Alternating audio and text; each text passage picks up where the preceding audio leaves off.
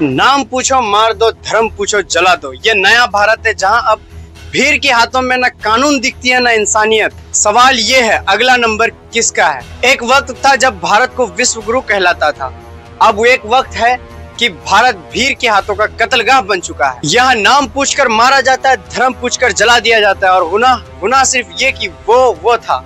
माँ की गोद सोनी कर दी गई, बेटियों के चेहरे से हंसी छीन ली गई और देश मूक दर्शक बनकर स्क्रीनशॉट लेता रहा। ये न्यू इंडिया है जहाँ भीड़ फैसला सुनाती है और इंसानियत फांसी पर लटकती है। ये कोई फिल्म का सीन नहीं, ये 2025 का भारत है जहाँ भीड़ अब जज भी है, जल्लाद भी है और अपराधी भी। नाम पूछो, धर्म बताओ और फिर एक लाठी नहीं 100 लाठियां चलती है। और सरकार गो रक्षा, धर्म की रक्षा, भावनाओं की रक्षा, लेकिन इंसान की जान का कोई कीमत नहीं। सबसे पहले हम बात करते कि मॉब लिंचिंग क्या है। मॉब लिंचिंग यानी भीड़ द्वारा न्याय, बिना कोर्ट, बिना FIR, बिना ट्रायल, बस एक अफवाह, फिर इंसाफ ऑन द स्पॉट। मौका वारदात पर कैमरा भी होता है लेकिन कोई पुलिस नहीं। अफसोस की बात, कानून अब एक बेजान सिस्टम बनकर रह गया है। NCRB के डेटा मुताबिक 2016 से लेकर 2023 तक 280 से ज्यादा मॉब लिंचिंग के मामले सामने आए हैं। इनमें से 70% मामले धार्मिक अफवाहों से जुड़े हुए हैं। टारगेट हमेशा वही होता है, कमजोर वर्ग, दलित, आदिवासी या फिर वो जो असहज है इस भीड़ के लिए।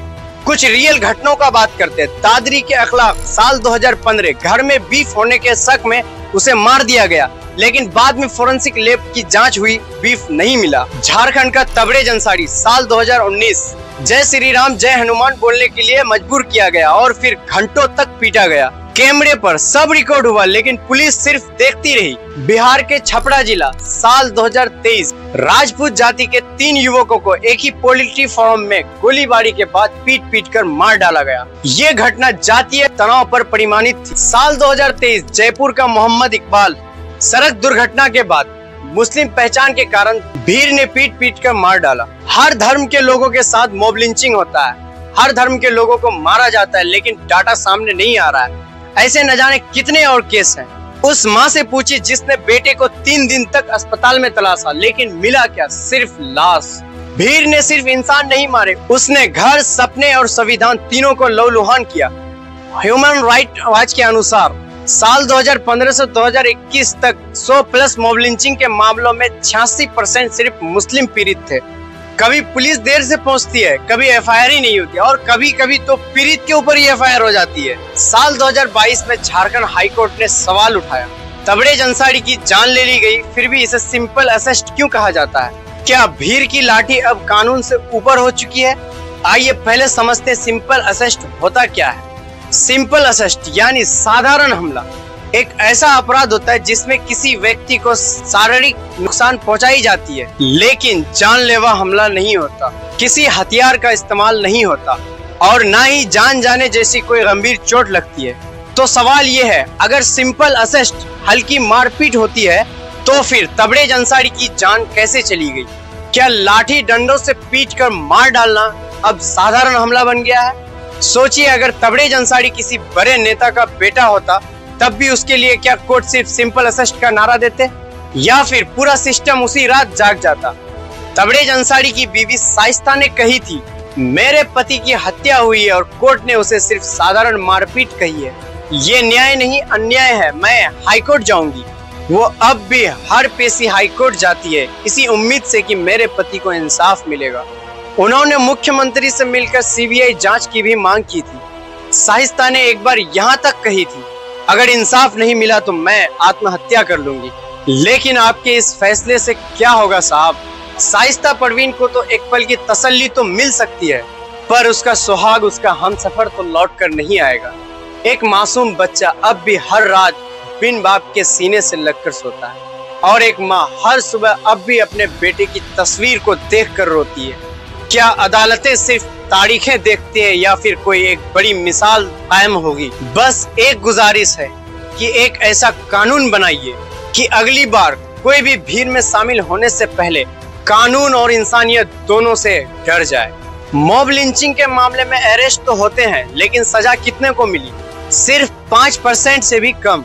मतलब अगर आप किसी आदमी को पीटते हैं तो 95% चांस है कि आप बच जाएंगे। Welcome to new India. गौ मांस, बच्चा चोर, लव जिहाद, धर्मांतरण, हर मॉब लिंचिंग के पीछे एक ही हथियार, अफवाह। ALT न्यूज के मुताबिक 2018 में 60% से ज्यादा मॉब लिंचिंग के केसेस व्हाट्सएप अफवाहों से हुई है। एग्जाम्पल, झारखंड में एक महिला को बच्चा चोर समझकर मार दिया गया। बाद में पता चला वो NGO में काम करती है, बच्चों को टीका लगाने का काम करती थी। मॉब लिंचिंग एक अपराध नहीं, एक राजनीतिक टूल बन चुका है। साल 2018 झारखंड में एक मॉब लिंचिंग आरोपी की बेल होने पर स्थानीय BJP नेता ने माला पहनाकर स्वागत किया। कई राज्यों में मॉब लिंचिंग के मामलों में सरकारी वकील पेश ही नहीं हुए, न्याय नहीं, लिपापोती हो रही है। साल 2018 में सुप्रीम कोर्ट ने कहा, भीड़ द्वारा न्याय रूल ऑफ लॉ की हत्या है। हर राज्य मॉब लिंचिंग पर स्पेशल लॉ बनाए, लेकिन हुआ क्या? सिर्फ कुछ राज्यों में कानून पास किया, लेकिन अप्लाई हुआ सिर्फ 0। मणिपुर, झारखंड, राजस्थान, 3 राज्यों में एंटी लिंचिंग लॉ बना, लेकिन सेंट्रल गवर्नमेंट में आज तक उस पर कोई एक्शन नहीं लिया। सोशल मीडिया और हम, सोचिए जिस वीडियो को आप शेयर कर रहे हैं वो किसी की मौत की वायरल क्लिप है। क्या हमें मॉब लिंचिंग देखकर डर नहीं लगना चाहिए, या हम अब इसमें एंटरटेनमेंट ढूंढने लगे हैं? साल 2023 में YouTube पर एक मॉब लिंचिंग की वीडियो को 35 लाख बार देखा गया। कमेंट में जय श्री राम, सही किया, ऐसे कमेंट किए हुए थे। आप एक क्लिक से या तो इंसानियत बचा सकते हैं या उसे मारने वाली भीड़ का हिस्सा बन सकते हैं। भीड़ का इंसाफ किसी दिन आपके दरवाजे पर भी दस्तक दे सकता है, क्योंकि भीड़ न सुनती है न समझती है, सिर्फ मारती है। मान लो कल तुम ट्रेन से उतरते वक्त भीड़ के शक में पकड़े जाते हो, भीड़ पूछती नहीं, पीटना शुरू कर देती है। अगले दिन टीवी पर एक ही लाइन चलती है, एक युवक की संदिग्ध गतिविधियों के चलते भीड़ ने पीट पीट कर मार डाला। लेकिन न टीवी पूछेगा कि तुम निर्दोष थे, न सिस्टम उठाएगा सवाल कि भीड़ को ये हक किसने दिया। अब तुम बताओ, क्या भारत में इंसाफ अब कोर्ट नहीं भीड़ करती है? क्या धर्म, जाति और शक मौत का लाइसेंस बन चुका है? कमेंट करो, भीड़ के खिलाफ खड़ा रहूंगा या डर के चुप रहूंगा? और बताओ, कौन सा भारत चाहते हो, टीवी वाला या असली वाला? लाइक करो ताकि ये सवाल दबे ना, शेयर करो ताकि भीड़ से पहले सवाल उठे। सबसे जरूरी बात, कमेंट जरूर करो, क्योंकि चुप रहना भी एक गुनाह है। मैं मुनकी सलीम, मिलते फिर एक नए सच के साथ, तब तक के लिए जय हिंद।